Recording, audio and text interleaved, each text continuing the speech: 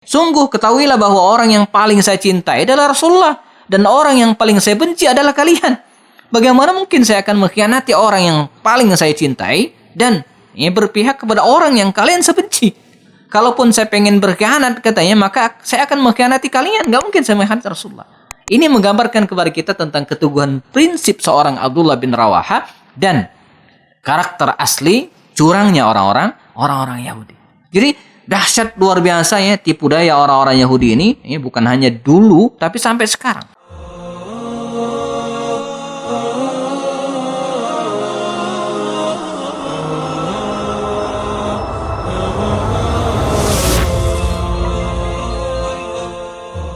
Assalamualaikum warahmatullahi wabarakatuh. Alhamdulillahi rabbil alamin. Wa bihi nasta'in ala umuri dunya waddin. Asyhadu an la ilaha illallah, asyhadu anna Muhammadan abduhu wa rasuluhu la nabiyya ba'dah. Allahumma shalli ala hadzal nabiyil karim wa ala alihi wa sahbihi ajmain. Teman sekalian, kita masih di program belajar syirat nabawiyah melalui video-video pendek bersama saya Happy Andi Bastoni. Kita akan menyempurnakan kajian sebelumnya tentang perang Khaybar.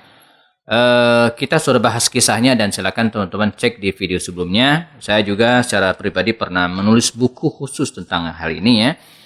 Judulnya Akhir Hayat Yahudi di Masa Nabi, Belajar dari Perang Khaybar.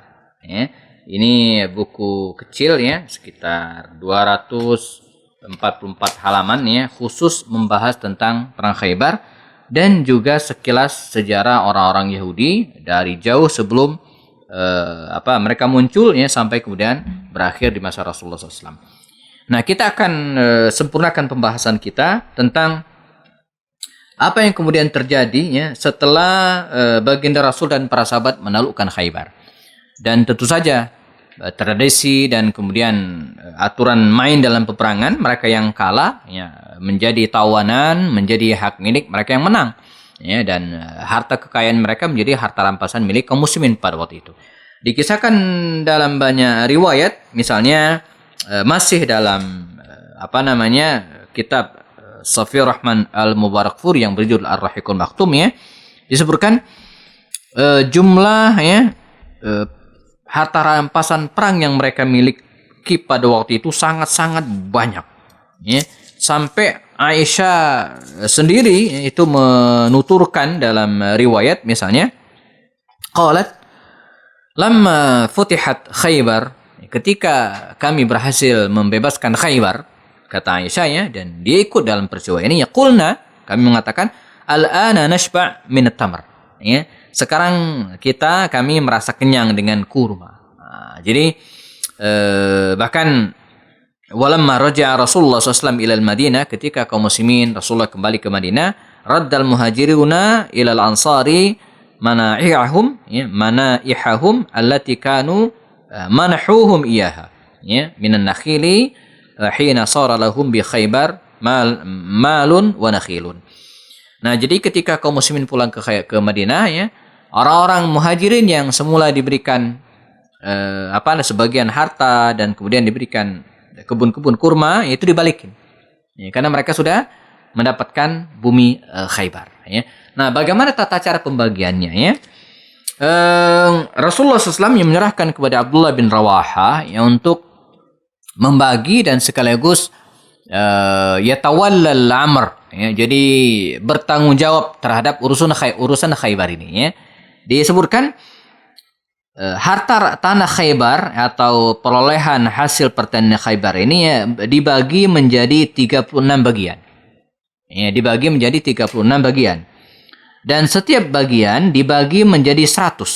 Nah, jadi kalau ditotalkan 3.600 nas bagian ya. Dan Rasulullah SAW dan kaum muslimin mendapatkan bagian setengah.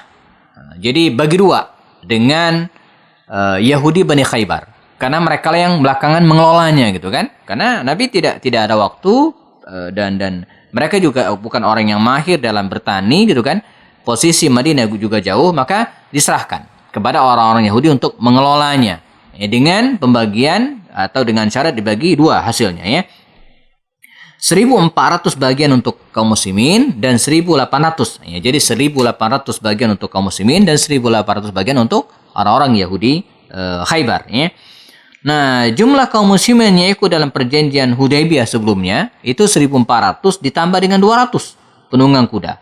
Nah, jadi kalau ditotalkan 1.400 sudah dapat bagian, ya. Tadi 1.800 kan, tinggal 400 lagi.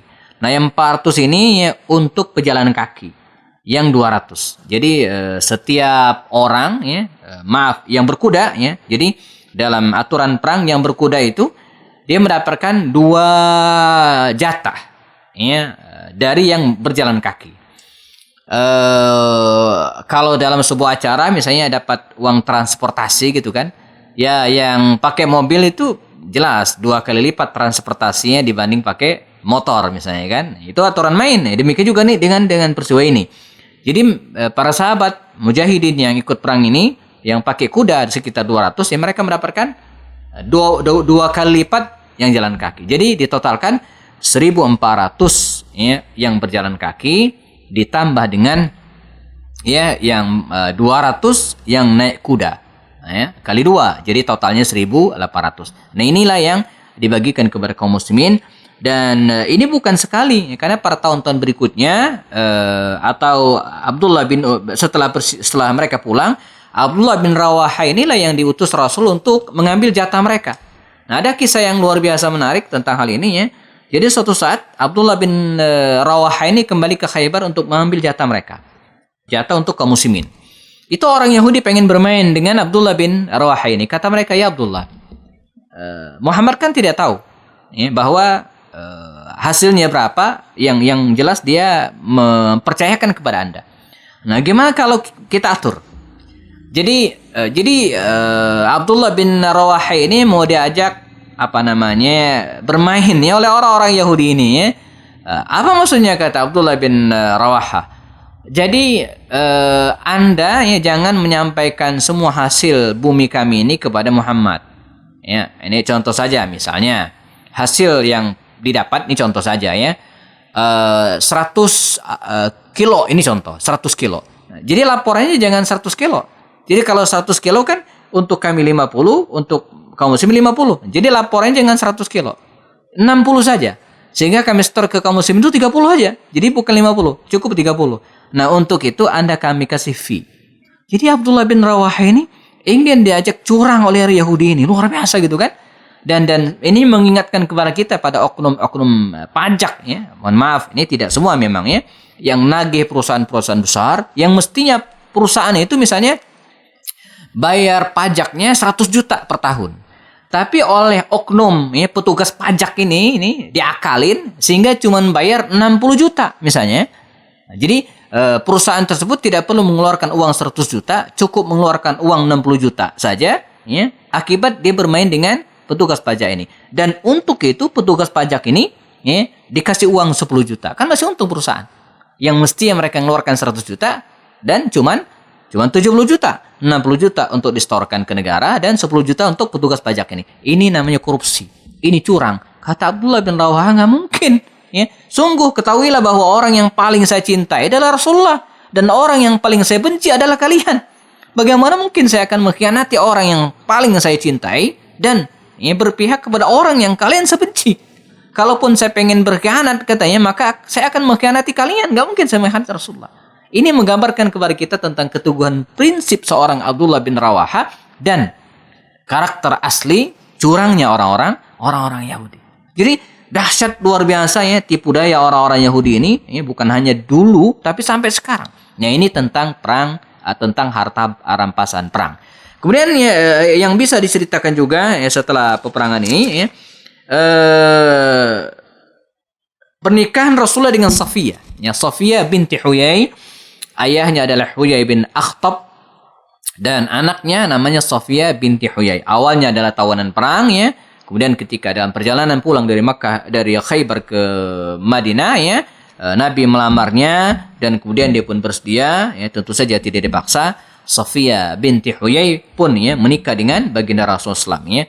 Dan bisa disebut dialah ya, istri Rasulullah yang berasal dari keturunan Yahudi tapi muslimah.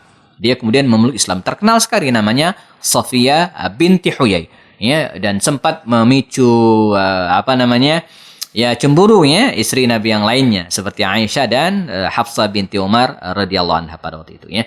Nah, kemudian peristiwa yang lainnya yang menarik untuk sampaikan adalah kedatangan Ja'far bin Abi Thalib dari Habasyah. Ya, sepulang dari Khaybar ini ya datanglah Ja'far. Maka falamma qadima Ja'far, ketika Nabi Ja'far datang, kata Rasul apa? La adri, saya tidak tahu. Li ayyihima ana usar. Saya hari ini senang banget entah karena apa. Bi fathi Khaybar am bi qudumi Ja'far. Karena kemenangan Khaybar atau karena kedatangan Ja'far.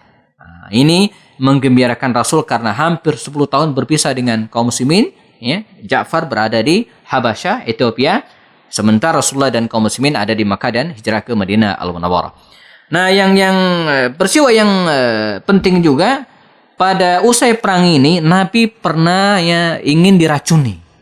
Ya. Jadi ketika mereka sedang istirahat, alhamdulillah, adalah seorang Yahudi, Zainab bintil Haris namanya. Ya, Zainab binti Haris yang merupakan istri dari Salam bin Mishkam. Ya. Nah, ketika kaum muslimin masak gitu kira-kira, dia bertanya kepada, ini sudah jadi tawanan perang dan kemudian sudah bergabung dengan kaum muslimin karena mungkin dia pintar masak, maka diperbantukan untuk masak-masak. Kata dia bertanya Zainab bintil Haris ini kepada kaum muslimin, Nabi kalian itu suka daging kambing bagian mana? Kata para sahabat, paha, bagian paha. Riwayat mengatakan paha kanan bagian belakang. Ya. Maka diam-diam jamaah, Zainab bintil Haris Yahudi ini ya membubuhkan racun gitu kan pada daging yang disukai Nabi itu dan kemudian diserahkan ke Rasulullah. Nah, ketika Nabi mengambil makanan ini ya, daging paha. Jadi kita bayangin ya, dulu Nabi dan para sahabat kalau makan kambing itu ya satu ekor itu tentu bukan kambing yang besar sekali, yang sedang lah ya, mungkin kambing muda lah ya. Satu ekor itu dimakan sekitar 6 orang. Ya.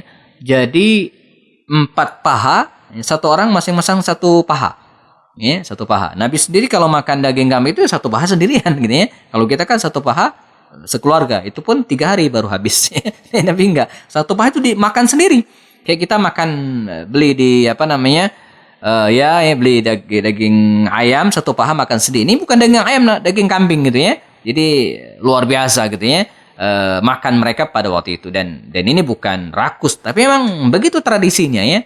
Yang juga mungkin nasinya dikit. Kalau kita kan nasinya yang banyak ya. Ini yang membuat kita kadang makan dagingnya dikit. Nah, ketika Nabi akan menggigit dan memasukkan daging ini ke dalam mulutnya, malaikat Jibril memberitahu Rasulullah bahwa daging tersebut beracun. Intinya Nabi dikasih tahu. Maka Nabi segera mengeluarkan, memuntahkan dan tidak jadi memakan daging ini ya. Dan kemudian dipanggil wanita tersebut dan dia mengaku. Katanya betul, saya yang membubuhkan racun tersebut. Apa motivasi Anda, kata Rasul? Kok pengen ngeracunin saya? Ternyata iseng banget jemaah. Jadi dia pengen mengetahui apakah Muhammad itu Islam adalah nabi atau raja. Jadi kata dia, saya pengen tahu Muhammad ini raja atau nabi. Kalau raja saya racunin mati. Tapi kalau nabi enggak, ya, akan dijaga oleh Allah Subhanahu wa taala dan ternyata benar ini nabi. Maka Nabi pun memaafkannya. Dimaafkan oleh Rasul. Namun ternyata daging yang sudah dibubuhi racun tadi dimakan oleh salah seorang sahabat namanya Bishr bin Ma'mur dan tewas. Dia pun meninggal dunia. Nah, nanti terjadi perbedaan pendapat apakah Zainab bintil Haris ini akhirnya dihukum qisas ya atau tidak ya, terjadi perbedaan pendapat di kalangan para ulama sejarah ya. Tapi Nabi selamat ya pada peristiwa ini ya.